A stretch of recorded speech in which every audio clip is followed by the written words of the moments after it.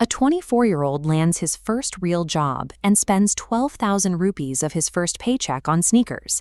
He isn't a collector, and he already has 3 pairs of shoes at home. He bought them because he wants his colleagues to see him as successful.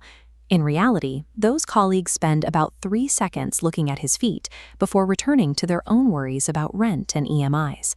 The sneakers sit on his shelf at home, and he feels nothing but a quiet sense of emptiness. This pattern repeats every month because our brains are running ancient software. 200,000 years ago, survival in a tribe depended on social.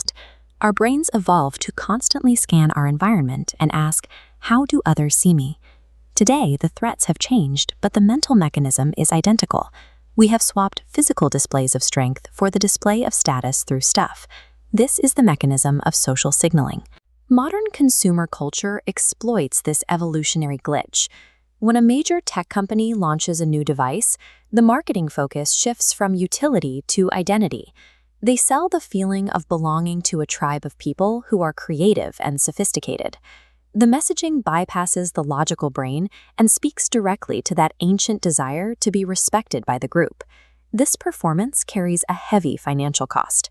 Between premium phone upgrades, paying for branded logos, expensive restaurants chosen for photos, a young professional can easily lose 30% of their income every month. That money is being used to impress an audience that is barely paying attention. You need a barrier between your evolutionary impulses and your bank account. Grab your phone and a notepad.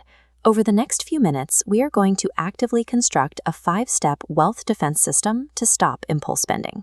Recognizing the trap is the mandatory first step.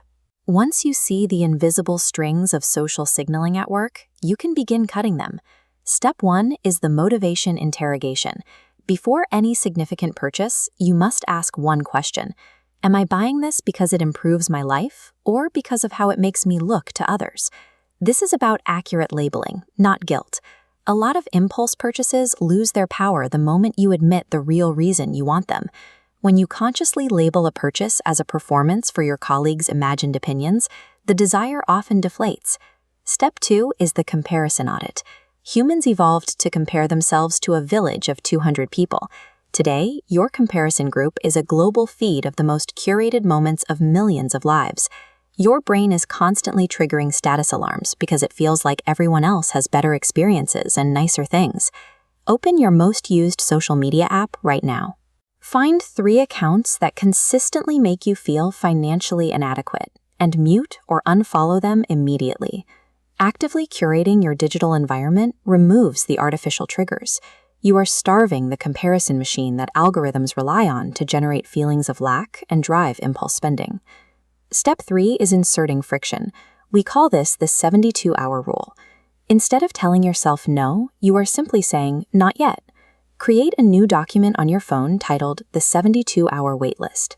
Make 3 columns, the item you want, the price, and an unlock date set exactly 3 days from now. Every non-essential purchase goes onto this list. Social signaling is driven by emotional urgency. Your brain wants the dopamine hit of a status signal right now. When you force that desire to sit on a waitlist for 3 days, the urgency usually dissolves. You can look at the list on Thursday and realize you no longer care about the item.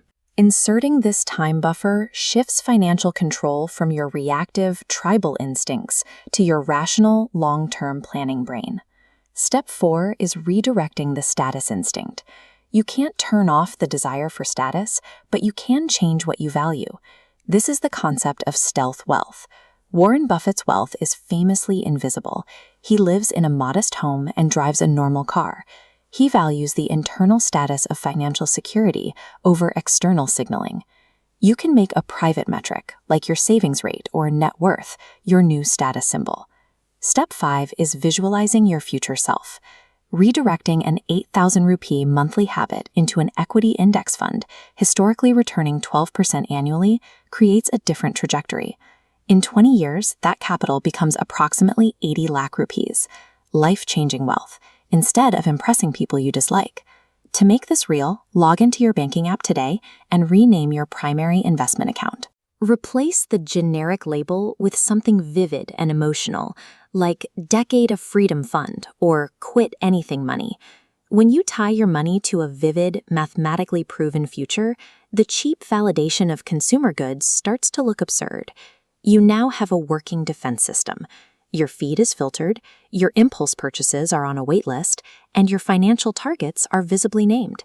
Pursuing an expensive lifestyle often works against the accumulation of capital. Actual wealth is measured in options: having the liquidity to leave a miserable job or handle a sudden medical crisis without panic. The acquaintances you are performing for won't be there to save you during a crisis. Your silently accumulated capital will. The audience is an illusion, but your financial foundation is real. Test this defense system for just 1 week. Leave a comment below telling us what impulse purchase you successfully avoided. Quietly building unshakable, invisible freedom for yourself represents a much higher level of financial security than any external display. When you stop paying for an audience that isn't watching, you finally start owning your future.